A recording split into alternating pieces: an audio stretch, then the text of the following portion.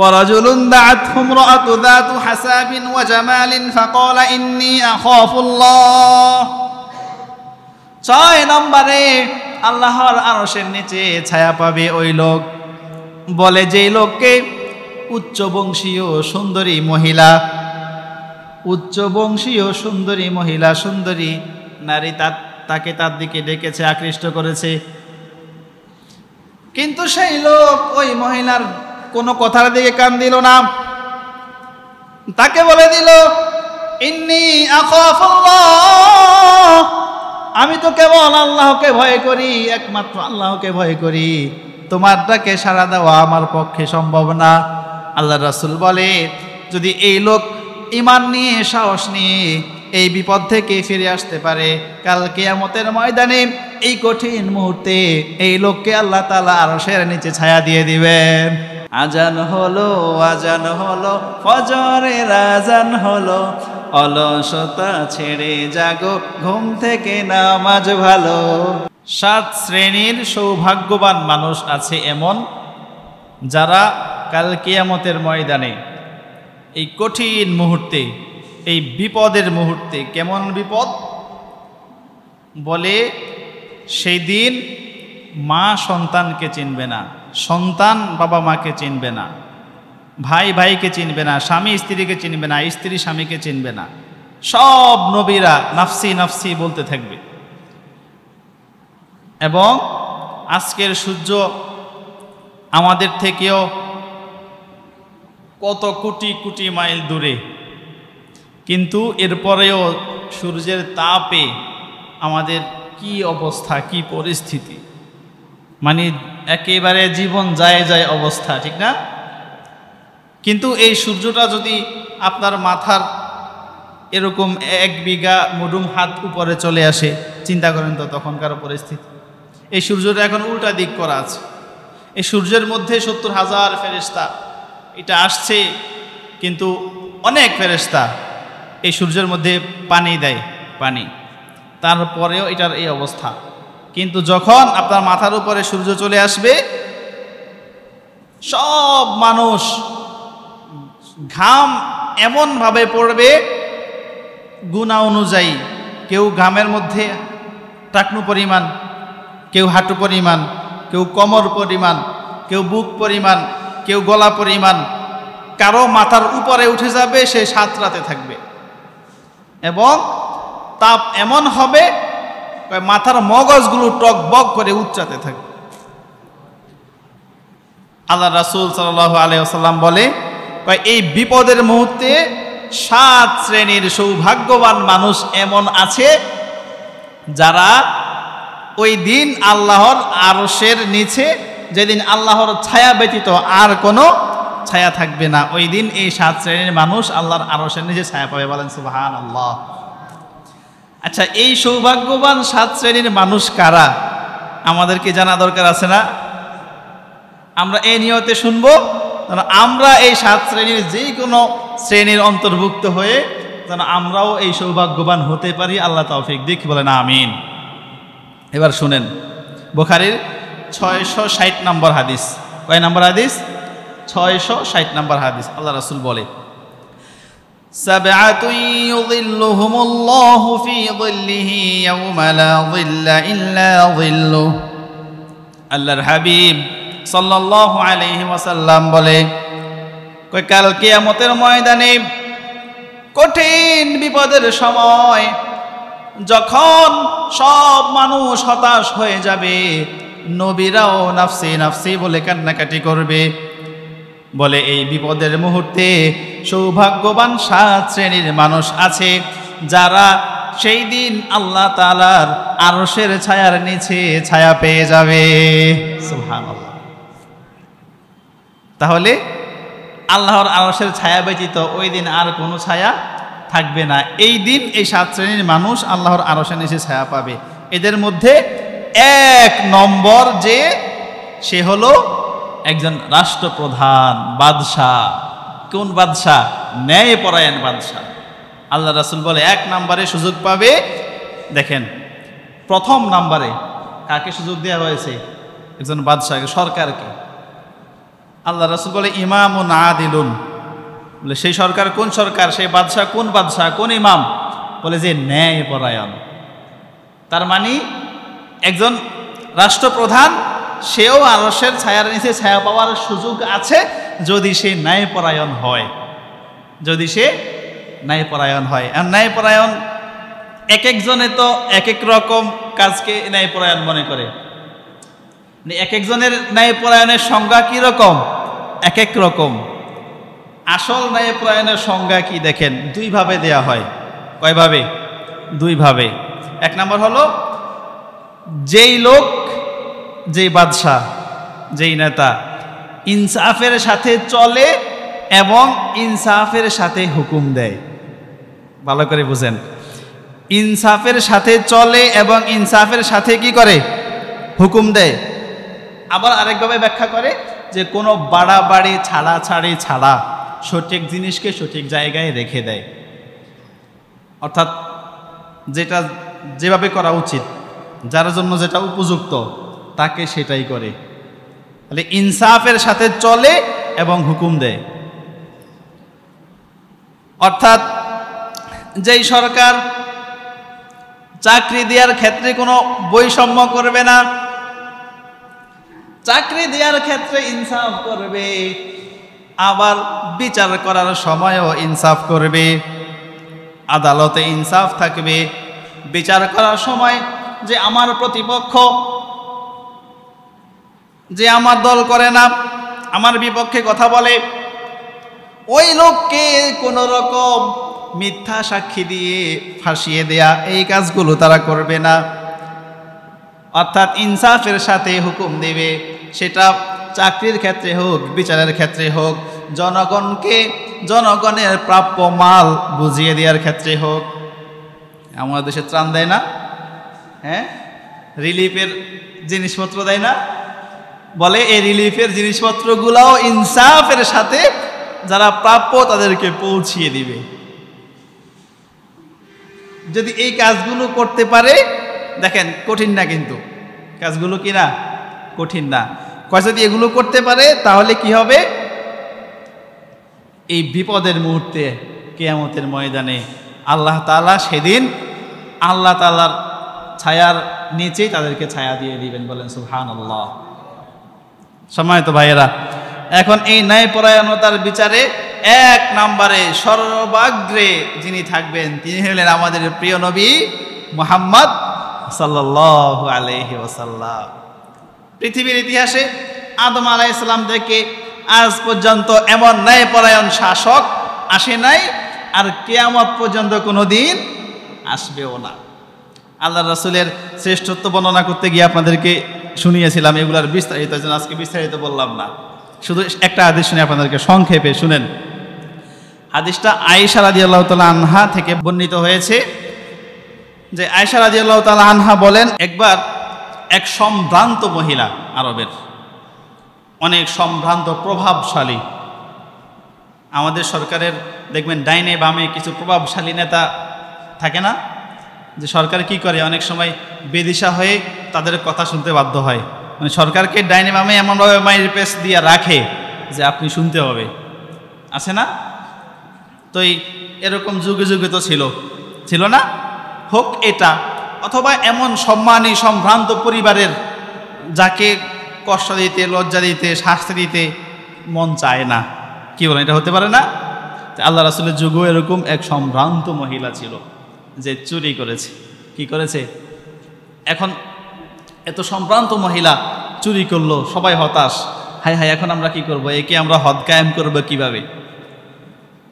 সবাই যখন পেরেশান হয়ে গেল, সবাই মিলে পরামর্শ করলো যে দেখো আল্লাহর রাসূল সাল্লাল্লাহু আলাইহি ওয়াসাল্লাম সবচেয়ে বেশি ভালোবাসে কাকে, আল্লাহ রাসূলের সবচেয়ে প্রিয় কে? ওই সময় সবার মাথায় এসেছে ওসামা বিন যায়েদ, সাহাবা, আল্লাহ রাসূলের একেবারে প্রিয় ছিলেন ওসামা ইবনু যায়েদ। বলে ওসামা ইবনু যায়েদকে আল্লাহ রাসূলের কাছে সুপারিশের জন্য পাঠিয়ে দাও। আল্লাহ রাসূলের কাছে ওসামা বিন যায়েদকে পাঠানো হলো। ওসামা গিয়ে আল্লাহ রাসূলের সামনে যখন সব বিষয়গুলো খুলে বললেন, আল্লাহ রাসূল এমন এমন এই মহিলা চুরি করেছে, এখন একে আমরা কিভাবে হদ কায়েম করতে পারি, শাস্তি দিতে পারি, আল্লাহ আপনার কাছে অনুরোধ করি এই মহিলাকে ক্ষমা করে দেয়া হোক। আপনাদের কি মনে হয় আল্লাহ রাসূল যায়েদের সুপারিশ মেনে অন্যায়কারীকে ক্ষমা করে দিবে?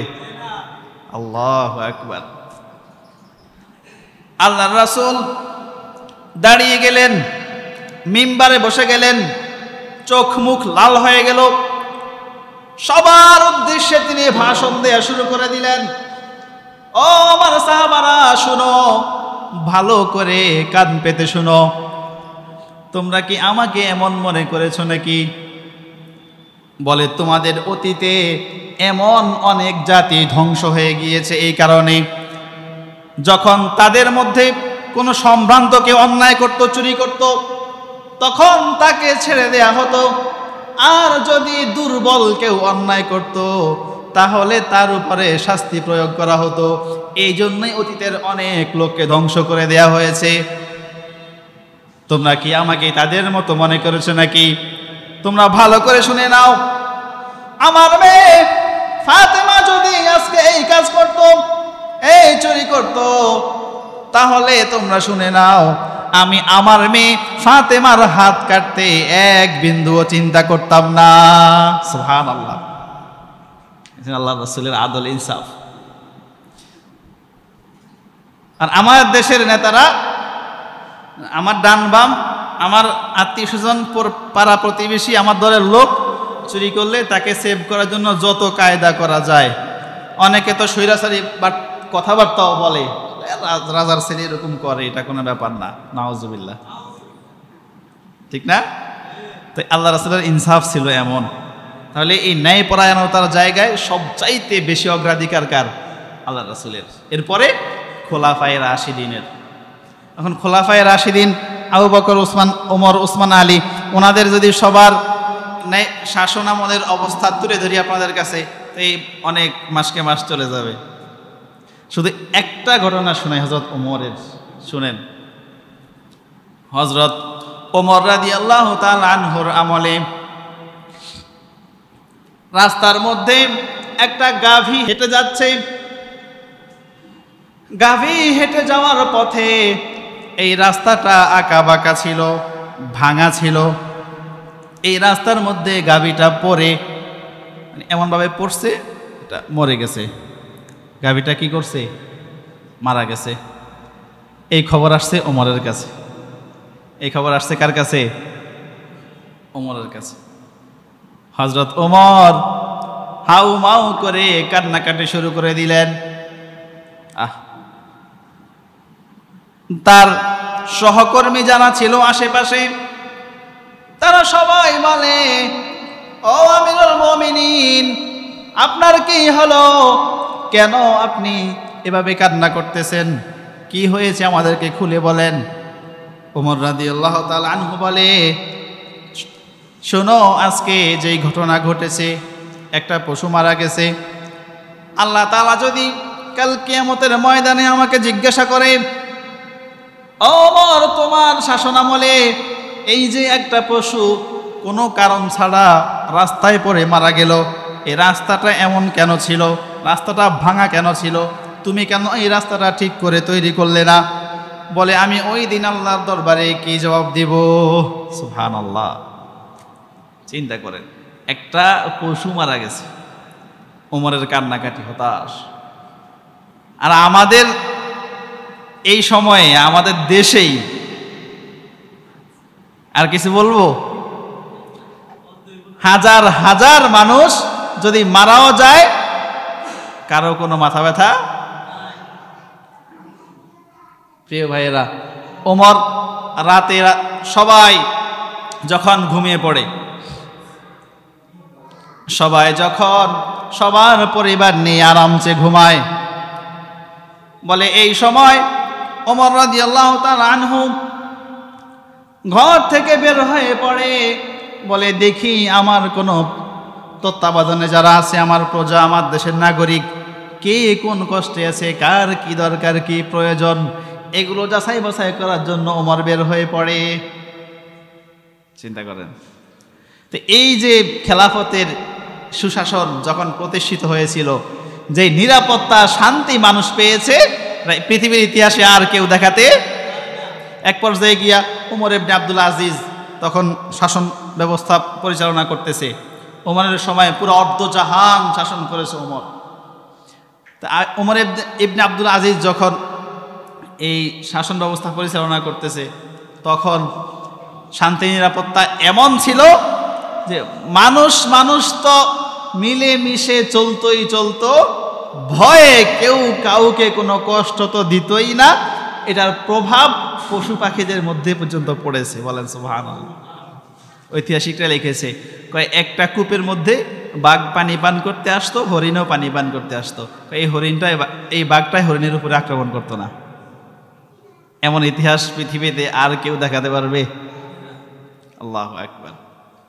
সম্মানিত ভাইয়েরা, তো ন্যায়পরায়ণ শাসক যদি পৃথিবীতে থাকে, তো এমন শান্তি পৃথিবীতে আবারও ফিরে আসবে। ন্যায়পরায়ণের শাসকের কাজ হচ্ছে চারটা। বলেন কয়টা? চারটা। একটু মনোযোগ দেন। আল্লাহ তাআলা বলে, দেখেন সূরাতুল হজ এর 41 নম্বর আয়াতে, الذين إن مكناهم في الأرض أقاموا الصلاة وآتوا الزكاة وأمروا بالمعروف ونهوا عن المنكر।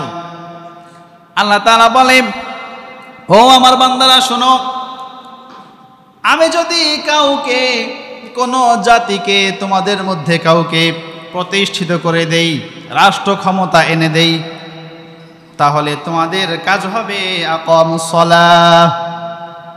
এক নম্বর কাজ হবে কি? নামাজ প্রতিষ্ঠা করা। নামাজ প্রতিষ্ঠা করা। 2 নম্বর কাজ হবে যাকাত আদায় করা। যাকাত প্রতিষ্ঠা করা, আদায় করা এবং সঠিক জায়গায় ব্যয় করা। বলে 3 নম্বর কাজ কি? কয় ন্যায় কাজের আদেশ দিবে।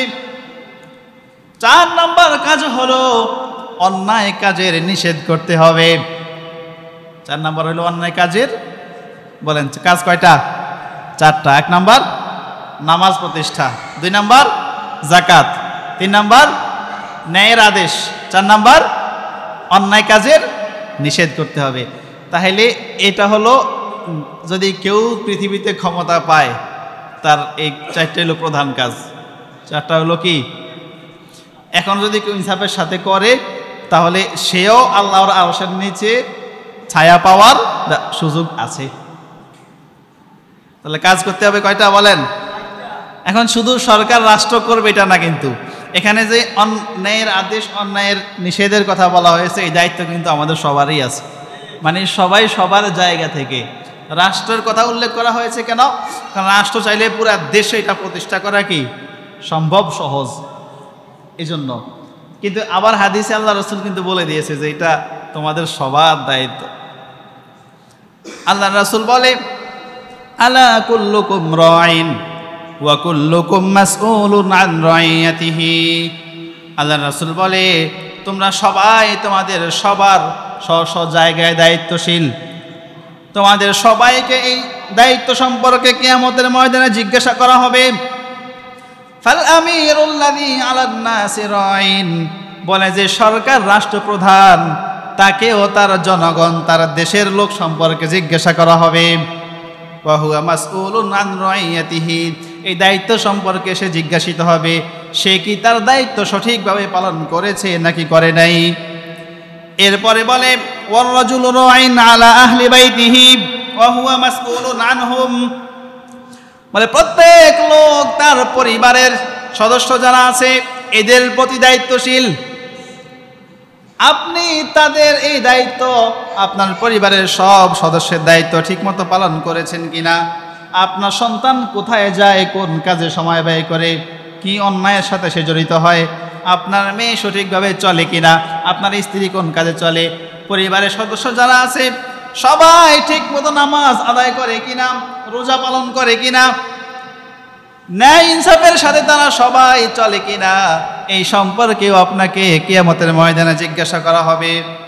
এরপরে বলা হয় ওয়াল মারআতু রাইয়াতুন আলা বাইতি বালিহা ওয়া ওয়ালাদি ওয়া হিয়া মাসউলাতুন আনহুম, কয় একজন মহিলাও তার স্বামীর ধন সম্পদ হেফাজতের ক্ষেত্রে দায়িত্বশীল।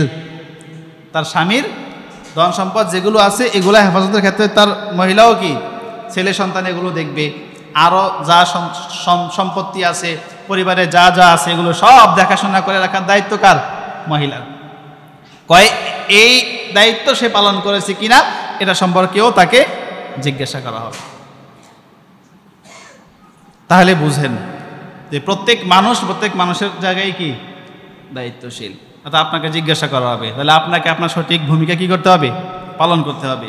এরপরে মুসলিম শরীফে আরেকটা আদেশ এসেছে, সহিহ হাদিস দেখেন, আল্লাহ রাসূল বলে মান রাআ মিনকুম মুনকারান ফালইউগাইয়িরহু বিয়াদিহি ফাইন লাম ইস্তাতি' ফাবিলিসানিহি ওয়া ইন লাম ইস্তাতি' ফাবিকলবিহি ওয়া যালিকা আযআফুল ঈমান।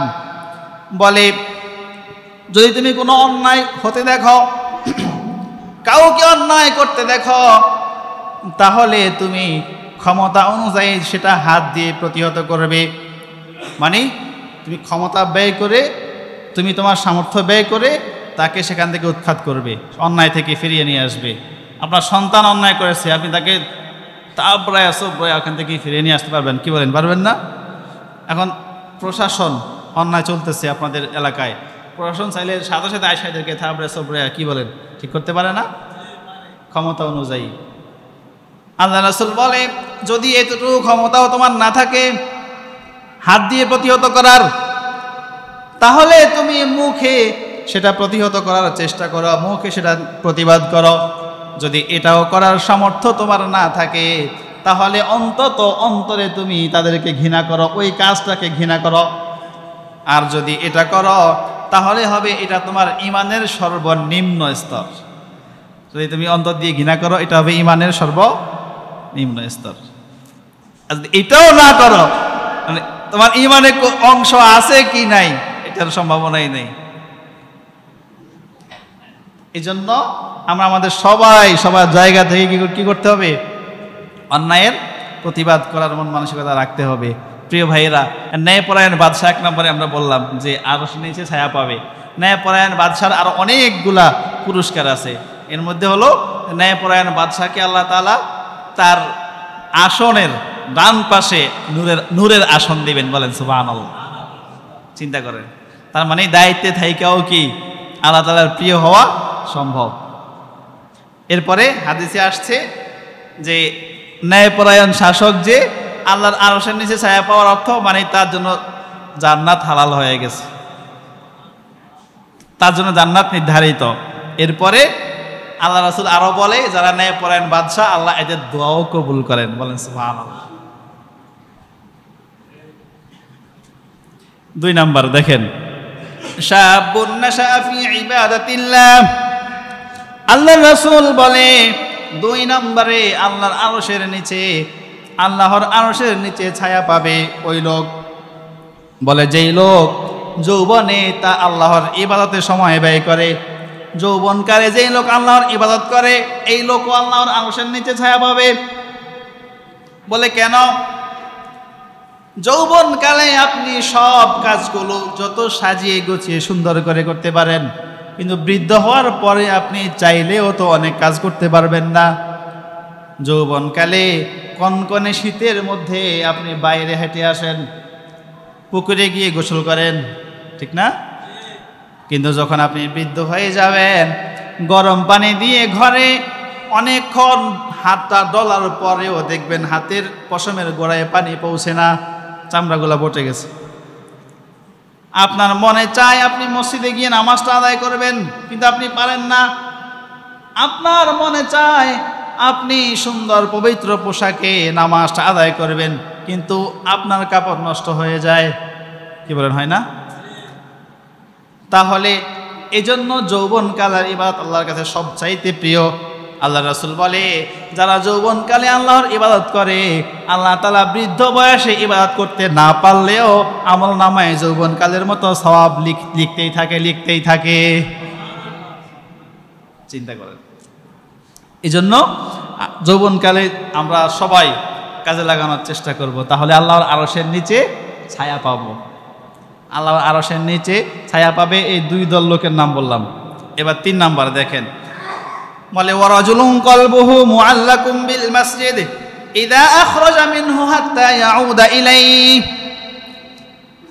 বলে 3 নাম্বার আল্লাহর আরশের নিচে ছায়া পাবে যারা, 3 নাম্বার হলো ওই লোক বলে যে মসজিদে আসে এবং মসজিদ থেকে যায়, আবার মসজিদে যখন ফিরে আসে এর মধ্যে তার অন্তরটা মসজিদে ঝুলন্ত থাকে।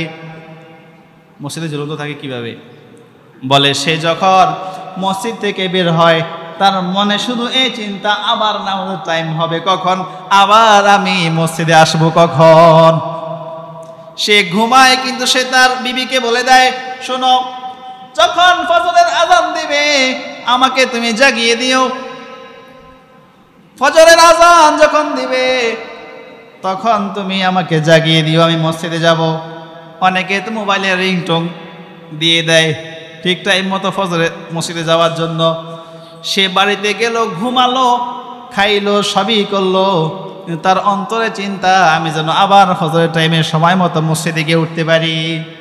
এটা হলো মসজিদে অন্তর ঝুলন্ত। আমি তো আমার এক পরিচিত লোককে আমি দেখেছি, ও এমন সুন্দর একটা রিংটোন প্রতিদিন ফজরের সময় এটা বেজে উঠতো। একটা সুন্দর রিংটোন দিয়ে দেখছি। রিংটোনটা কি মানে এটা শুনলে আপনার অটোমেটিক ঘুম ভেঙে আপনি মসজিদে আসতে মন চাবে, মানে মসজিদে ডাকতেছে মনে হয়, এরকম একটা সঙ্গীত গজল। আজান হলো আজান হলো ফজরের আজান হলো, অলসতা ছেড়ে জাগো ঘুম থেকে নামাজ ভালো। সুবহানাল্লাহ। তো ওই লোকের মোবাইলে যখন এটা বাজে তখন সবার আসলেই তো মুয়াজ্জিন ডাকতেছে, আমার ঘুম থেকে নামাজ ভালো। আমার কাছে খুব ভালো লাগছে। আল্লাহ ওই লোকের সারা জীবন নামাজ হিসাবে কবুল করুক। এই জন্য অর্থাৎ মসজিদে আপনার অন্তর ঝুলন্ত মানে আপনার সব সময় টেনশন যে এক ওয়াক্ত নামাজ পড়ে গেলেন, আবার কখন পরের ওয়াক্ত নামাজ জামাতের সাথে আদায় করতে পারেন। তাহলে এই লোকও কিভাবে আরশের নিচে ছায়া পাবে? 4 নাম্বার, ওয়ারাজুলানি তাহাব্বা ফিল্লাহি ইজতামাআ আলাইহি ওয়া তাফাররাকা আলাইহি। আল্লাহর রাসূল বলে 4 নম্বরে আরশের নিচে ছায়া পাবে যারা, বলে এমন 2 জন লোক তারা একে অপরকে আল্লাহর জন্য ভালোবাসে, আল্লাহর জন্য একে অপরের কাছে আসে, একে অপরকে ভালোবাসে, আবার আল্লাহর জন্যই একে অপরকে ঘৃণা করে। মানে যখন সে ভালো কাজ করতেছে ভালো কাজে একে অপরের সহযোগী ছিল, যখন খারাপ কাজ করেছে খারাপ কাজে আর। আপনারা বন্ধুর সাথে মিলে মিশে মাশাআল্লাহ বসে বসে গীবত করে, এত মজা কইরা করে, ঠিক না? বন্ধুর সাথে মিলে মিশে বিড়ি টানে, জুয়া খায়, তারপরে জুয়া খেলে, হ্যাঁ গাঁজা খায়, কি সিনেমায় যায়। একটা কথা মনে রাখবেন, যেই বন্ধু আপনাকে গুনার কাজে উৎসাহিত করে, যেই বন্ধু আপনাকে গুনার দিকে ডাকে, সে কোনো দিন আপনার বন্ধু ছিল না, আপনার শত্রু ছিল। কারণ বন্ধু কোনোদিন বন্ধুকে বিপদের দিকে ছেড়ে দিতে পারে না। বন্ধু তো হবে সে যে আপনার খারাপ কাজ থেকে ফিরিয়ে নিয়ে এসে দিনের পথ দেখায় দেবে। সে বলবে তুমি আড্ডা মারতেছ, কি লাভ, আসো নামাজটা পড়ি।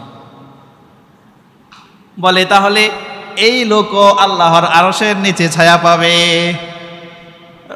5 নম্বর, ওয়ারাজুলুন যাকারাল্লাহা খালিয়ান ফাফাদাত আইনা। 5 নম্বরে হলো ওই লোক বলে যে নির্জনে অন্ধকারে আল্লাহর ইবাদত করে, আল্লাহর জিকির করে, আল্লাহকে ডাকে, আর নির্জনে চোখের পানি ছেড়ে ছেড়ে আল্লাহর দরবারে কাঁদে। যখন সব মানুষ ঘুমিয়ে পড়ে, যখন সব কিছু অন্ধকার হয়ে যায়, বলে পশু পাখিগুলো ঘুমিয়ে পড়ে, নিস্তব্ধ সব কিছু, কিছু লোক উঠে ওই সময়ে গিয়ে আল্লাহর কাছে কান্নাকাটি করে, ওগো আল্লাহ এই সময় এই মুহূর্তে তুমি ছাড়া আমাকে আর কেউ দেখে না। আমি যদি এই সময় তোমার দরবারে সিজদা না দিতাম, পৃথিবীর কোনো কেউ আমাকে কিছু বলতো না, আমাকে লজ্জাও দিত না, আমাকে জিজ্ঞাসাও করতো না। এই মুহূর্তে আমি শুধুমাত্র কেবলমাত্র তোমার রহমতের আশায় তোমার কাছে হাত তুলেছি, দুটা চোখের পানি ছেড়ে দেন, আপনি যা দোয়া করবেন আল্লাহ তাআলা অবশ্যই সব কবুল করে নেবে। আর যদি এটা করতে পারেন তো আল্লাহ রাসূল বলে যে এই লোক আরশের নিচে ছায়া পাবে। সুবহানাল্লাহ। এবার আসেন কয় নাম্বার? 6 নাম্বার। ورجل دعته امرأة ذات حساب وجمال فقال إني أخاف الله। 6 নম্বরে আল্লাহর আরশের নিচে ছায়া পাবে ওই লোক, বলে যেই লোককে উচ্চবংশীয় সুন্দরী মহিলা, উচ্চবংশীয় সুন্দরী মহিলা, সুন্দরী নারী তাকে তার দিকে ডেকেছে, আকৃষ্ট করেছে, কিন্তু সেই লোক ওই মহিলার কোনো কথার দিকে কান দিল না, তাকে বলে দিল ইন্নী আখাফুল্লাহ, আমি তো কেবল আল্লাহকে ভয় করি, একমাত্র আল্লাহকে ভয় করি, তোমার ডাকে সাড়া দেওয়া আমার পক্ষে সম্ভব না। আল্লাহ রাসূল বলে যদি এই লোক ঈমান নিয়ে সাহস নিয়ে এই বিপদ থেকে ফিরে আসতে পারে, কাল কিয়ামতের ময়দানে এই কঠিন মুহূর্তে এই লোককে আল্লাহ তাআলা আরশের নিচে ছায়া দিয়ে দিবেন। 6 নাম্বার লোক, চিন্তা করেন। 7 নম্বরে হলো ওয়ারাজুলুন তাসাদ্দাকা বিসাদাকাহ ফাআখফাহা হাত্তা লা তা'লামা শিমালুহু মা তুনফিকু ইয়ামিনুহু। বলে 7 নম্বরে হলো ওই লোক যে গোপনে দান করে। দান করে কিভাবে? গোপনে। আচ্ছা এই দেখেন, আবার যারা প্রকাশ্যে দান করে এদেরকে ঘৃণা করেন না। প্রকাশ্যে যদি কেউ অন্য কেউ উৎসাহিত করার জন্য দান করে তাহলে এটাও ঠিক আছে, এটাও কি আছে? ঠিক আছে। তবে সে শুধুই আল্লাহকে খুশি করানোর জন্য এমন খালেস নিয়তে যদি কেউ একাকিত্বে নির্জনে দান করে সেটারও একটা ফজিলত আছে না নাই? আছে। এইটা হলো সেটা। বলে যদি কোনো লোক দান করে একাকিত্বে নির্জনে, এমন ভাবে দান করলো, ডান হাতে দান করলো, তার বাম হাতও জানে না, বলে এমন নির্জনে গোপনে শুধু আল্লাহকে খুশি করার জন্য যারা দান করবে এই লোকদেরকেও কাল কিয়ামতের ময়দানে আল্লাহ তাআলা তার ছায়ার নিচে ছায়া করে দিবেন। তাহলে এই 7 জন লোক, কয়জন লোক? 7 জন। তাহলে আল্লাহ তাআলার আরশের নিচে ছায়া পাবে এই 7 জন। আরো আছে কিন্তু, মানে অন্যান্য হাদিসে আরো আছে, এক হাদিসে 7 জনের কথা বলা হয়েছে। তো এই 7 জন কিন্তু মৌলিক। আল্লাহ তাআলা আমাদেরকে এই 7 জনের যে কোনো একজনের মধ্যে থাকার তৌফিক দিক। বলেন আমিন। ওয়া আখিরু দাওয়ানা আনিল হামদুলিল্লাহি রাব্বিল আলামিন।